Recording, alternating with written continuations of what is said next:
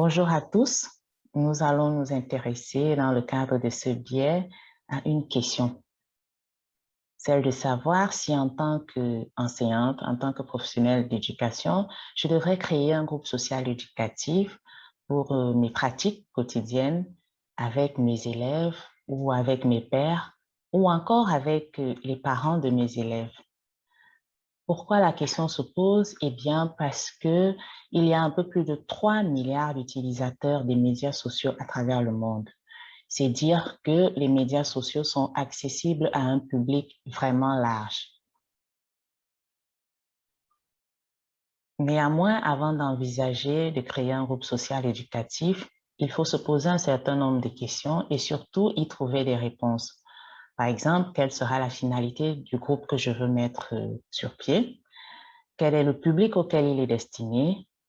S'il s'agit des apprenants, quel est leur niveau? Quel est leur âge? Quels sont les usages que j'envisage avec mon groupe? Quelles sont les activités d'apprentissage qui seront menées avec mes élèves? Enfin, quelles sont les plus-values en fonction du public cible visé? Il est bien de définir au préalable les objectifs, de déterminer les compétences qui seront acquises et développées, mais surtout de mettre des balises pour orienter, canaliser les interactions. La charte, elle peut être co-construite avec les participants à ce groupe.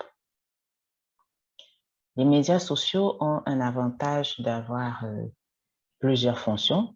Ce sont des outils de communication et de veille informationnelle, des outils de mise en œuvre des apprentissages, des outils de construction d'une culture informationnelle. Par-dessus tout, ils favorisent la création des contenus par les utilisateurs. Ces utilisateurs participent à la construction du site et à son développement, à son évolution. Et les médias sociaux favorisent également des interactions entre les utilisateurs.